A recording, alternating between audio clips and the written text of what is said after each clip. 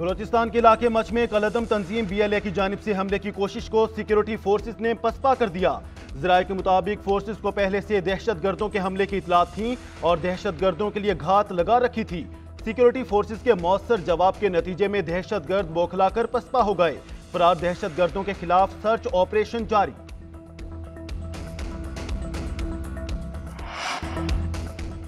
Sudan और जनूबी Sudan के मुतनाज़ इलाके अभी में पाकिस्तानी फौजी अमन दस्ते और अस्करियत पसंदों में झड़प। बदीन से ताल्लुक रखने वाला सिपाही मोहम्मद तारिक शहीद।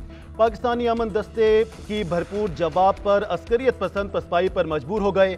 ISPR के मुताबिक 2 जख्मियों की अस्पताल मुंतकली के दौरान झड़प हुई। अब तक आलमी सतह पर अमन की खातिर पाकिस्तान के 181 पैडकीपर्स अपनी जानों का नजराना पेश कर चुके हैं। पाकिस्तान अक़वाम मुत्तहिदा की सरबराही में अमन के लिए काम करता रहेगा।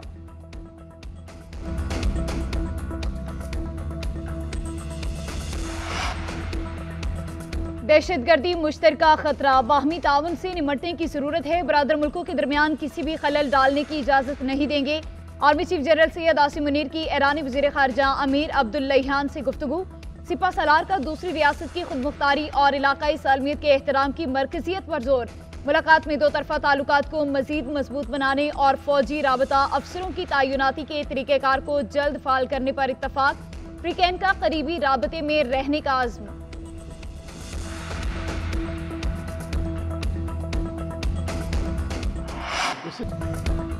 पाक ईरान सरहद पर तीसरा मुल्क दहशत गर्दों को मदद फराहम कर रहा है।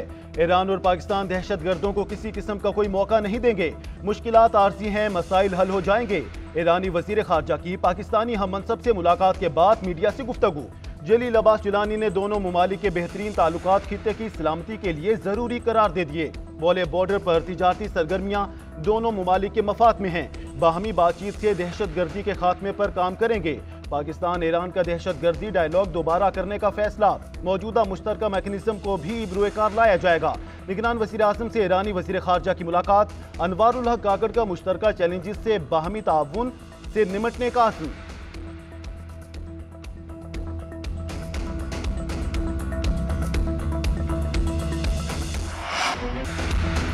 साइफर केस की अडयाला जेल में समाअत आज फिर होगी। मजीद 11 गवाहान समेत 25 गवाहान पर जिराह का अमल मुकम्मल।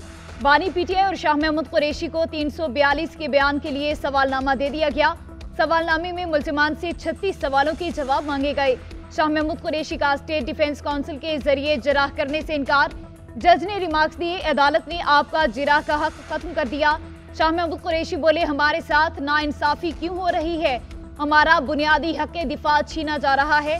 अदालत ने शाह महमूद को वार्निंग दी, इस तरह करेंगे तो बाहर निकाल देंगे। फैसला चैलेंज करना आपका हक है। शाह महमूद ने कहा, इस तरह के ट्रायल की तारीख में मिसाल नहीं मिलेगी।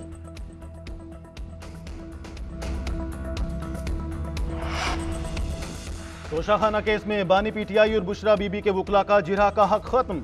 एहतसाब अदालत आज बानी PTI और बुशरा बीबी का 342 का बयान रिकॉर्ड करेगी।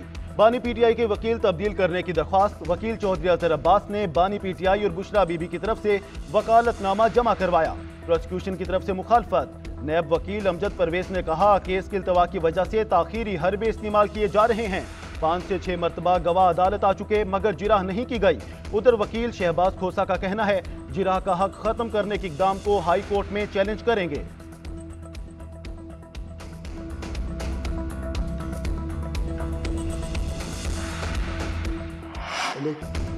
हमारा हदफ हमेशा पंजाब था और रहेगा। इस दफा हमने हर सूरत पंजाब में बैठना है। बेनसीर शहीद के दौर से ही हमें पंजाब से निकालने की कोशिश की गई। पंजाब में महरूमी है, किसी को नजर नहीं आ रही। साबिक सदर आसिफ अली जरदारी का कहना है कि मियां साहब हमेशा से लाडले रहे। बिलावल भुट्टो नवाज मुखालिफ वोट को खींचने की कोशिश कर रहा है। नवाज हामी वोट है ही नहीं। इलेक्शन के दौरान एक दूसरे पर तनकीद जायज है। नून लीग और पीपल्स पार्टी अब साथ नहीं चल सकते। नून लीग के साथ मिलकर हुकूमत नहीं बनाएंगे। शहबाज शरीफ को वजीर आजम बनाया मगर ये लकीर के फकीर हैं। आउट ऑफ बॉक्स नहीं सोचते। पीपल्स पार्टी अब किसी के साथ बैठकर उनकी कोताहियों में हिस्सेदार नहीं बनेगी। बिलावल को वजीर आजम देखना चाहता हूँ। बिलावल नून लीग के साथ हुकूमत छोड़ना चाहता था मगर ये उनको लाकर कमर में छुरा घोंपना होता, इसलिए हुकूमत से नहीं निकले। पुराने लोग जो PTI में गए थे वो वापस आना चाहते हैं। तहरीक इंसाफ अब साइड पर ही रहेगी। आप भी जानते हैं कि नवाज शरीफ बेकसूर था, इसको जानबूझकर सजाएं दी और सजा देने वाले एक एक करके रुखसत हो गए। दाल में कुछ काला था, पता था कि चोर की दाढ़ी में तिनका है और वो मेरे केसों पे मॉनिटर बन के बैठा हुआ था। मॉनिटर आज देखे वो इस्तीफा दे रहे हैं और नवाज शरीफ आपके सामने खड़ा है और मैं देख रहा हूँ, आपकी आंखों में एक उम्मीद की चमक देख रहा हूँ। सजा सुनाने वाले एक एक करके चले गए। वो जज भी चला गया जिसने 5 माह बाद चीफ जस्टिस बनना था। नवाज शरीफ आज भी खड़ा है, चोर की दाढ़ी में तिनका था तभी इस्तीफा दिया। वो जज मेरे केसेस पर मॉनिटर बनकर बैठा हुआ था। अल्लाह का शुक्र है मैं सुरखरू हुआ, बेकसूर साबित हुआ। मुझे जानबूझकर सजा दी गई। मेरी छुट्टी ना कराई जाती तो कोई बेरोजगार ना होता। नवाज शरीफ का लाहौर अनारकली में कारकुनों से खिताब, बोले मेरे दौर में महंगाई का नामो निशान नहीं था।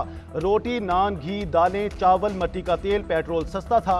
हमने बहुत जख्म और ठोकरें खाई। मजीद खाने की ताकत है ना हिम्मत। पुराना वक्त वापस लाना मेरा एजेंडा है। अपना एजेंडा पूरा हुए बगैर नहीं रह सकता। अवाम को खुशहाल बनाएंगे, सब्ज परचम और पासपोर्ट की इज्जत बहाल कराएंगे, नौजवानों को रोजगार दिलाएंगे।